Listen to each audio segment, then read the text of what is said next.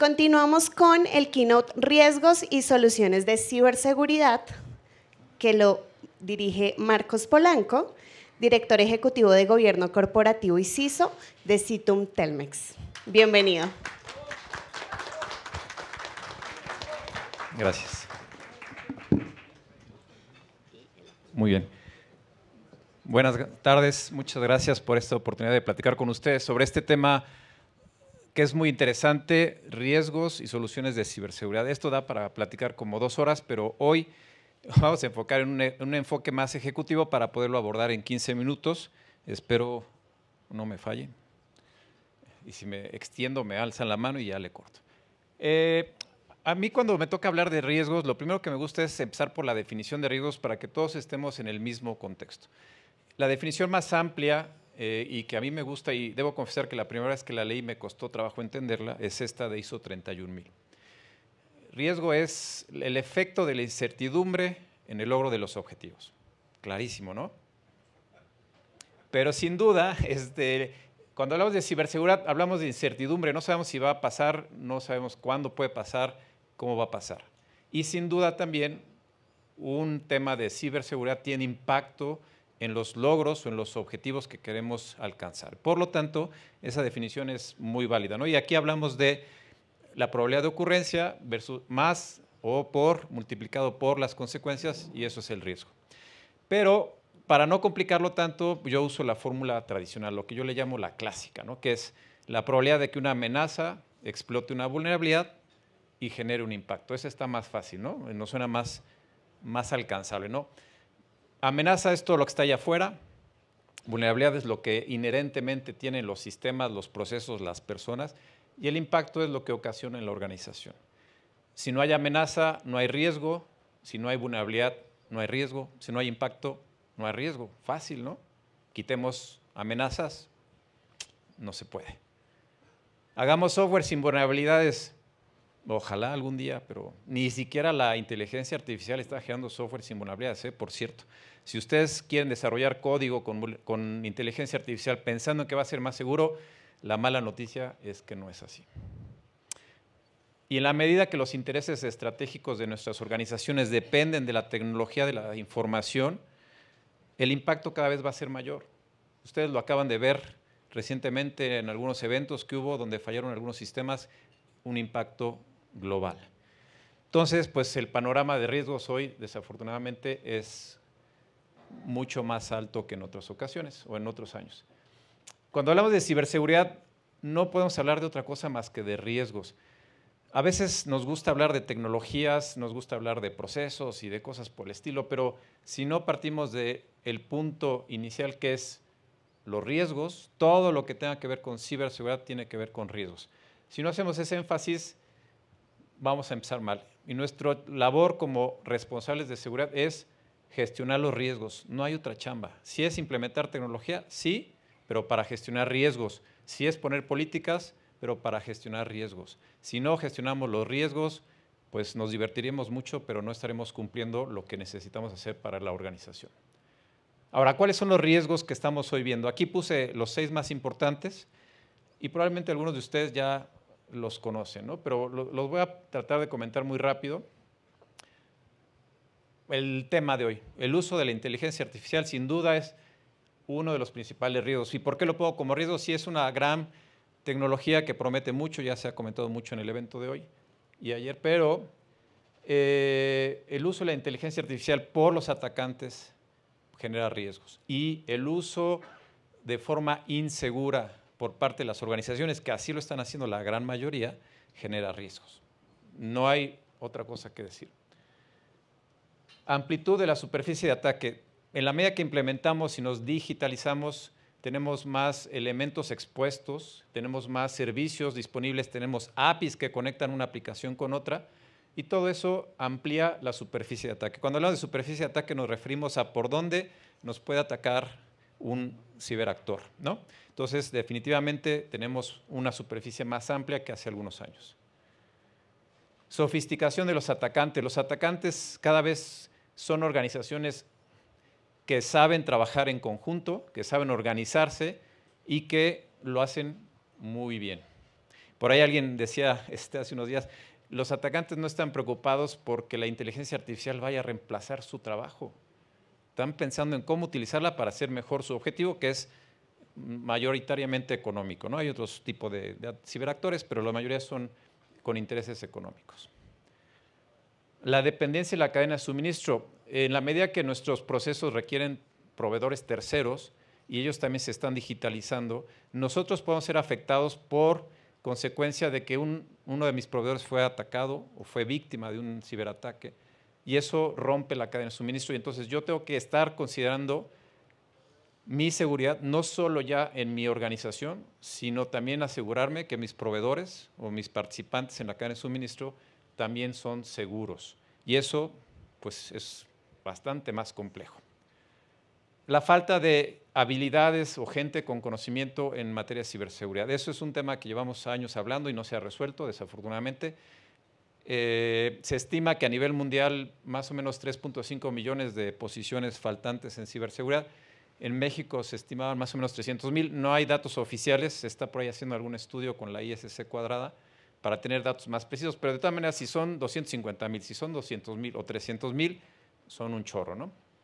Y yo siempre digo, si alguien quiere cambiar de carrera y dedicarse a la ciberseguridad, todavía hay chance, ahí ahorita, exacto, ahora es cuando. Y por último, bueno, no puede hablar uno de riesgos sin hablar de ransomware, ¿no? Ese es uno de los riesgos más activos hoy, de los más visibles, de los que generan mayor disrupción en las organizaciones. A veces toma 4 a 6 semanas recuperar la operación y el impacto puede ser muy, muy grave. Ahora, antes de que se me acabe el tiempo, lo que quiero es conectar estos 6 riesgos. Aquí hice un ejercicio muy rápido, nada más para que terminemos de ver por qué estos riesgos están perfectamente conectados unos con otros. La inteligencia artificial incrementa la superficie de ataque, ya lo comenté. Desarrollo de aplicaciones, uso de APIs, los agentes que vendrán y todo eso al final aumenta la superficie de ataque. La inteligencia artificial ayuda a la sofisticación de los ciberactores. También la inteligencia artificial en esa sofisticación, pero también en la simplificación, facilita los ataques de ransomware porque ahora los correos y los mensajes de phishing están mucho mejor hechos. Cada vez es más difícil darnos cuenta cuando es un correo malicioso, entonces eso está facilitando los ataques. Bueno, eso no es riesgo, pero al final lo quise poner porque se supone que la promesa de la inteligencia artificial es que reduzca la falta de personal. Esperemos verlo pronto. La sofisticación de los atacantes aprovecha que cada vez tenemos más superficie de ataque y eso para los atacantes es oro molido, porque con uno que se nos vaya a nosotros, ellos tienen éxito. Nosotros tenemos que proteger todo. Con que ellos se encuentren en un punto, están hechos. La falta de skills también amplía la superficie de ataque porque no podemos parchar todas las infraestructuras, porque no podemos estar vigilando todo el tiempo, porque todas las alertas y la cantidad de cosas que surge de información se complica y si no tenemos suficiente gente y no tenemos gente con suficiente capacidad, pues se vuelve un problema. La dependencia en la cadena de suministro también aumenta la superficie de ataque. Ya les comentaba yo que ahora no solo es preocuparnos por nuestra organización, sino también por todos mis proveedores que hagan bien su cosa. No tengo que meterme yo a hacer su seguridad, sino que ellos hagan la chamba que les toca hacer.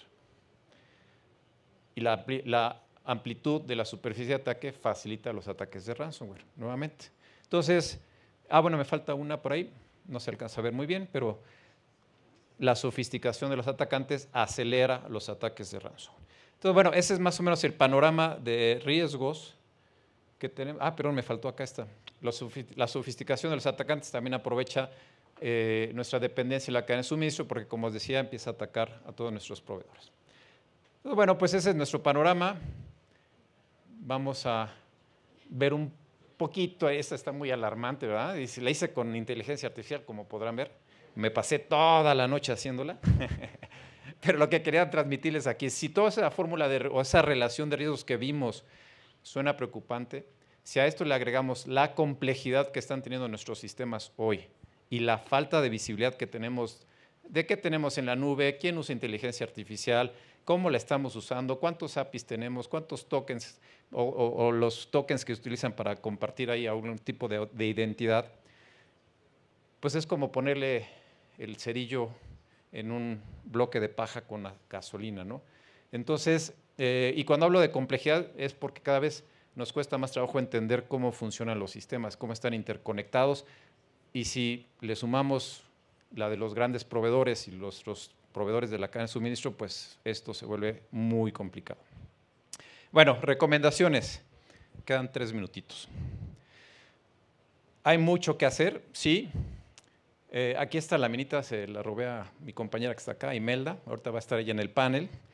Y ella siempre dice que las viejas es como comer frutas y verduras, yo digo es comer sano, es porque las recomendaciones que van a ver ustedes no hay nada nuevo, ¿eh? Hay que seguir haciendo lo mismo que no hemos hecho.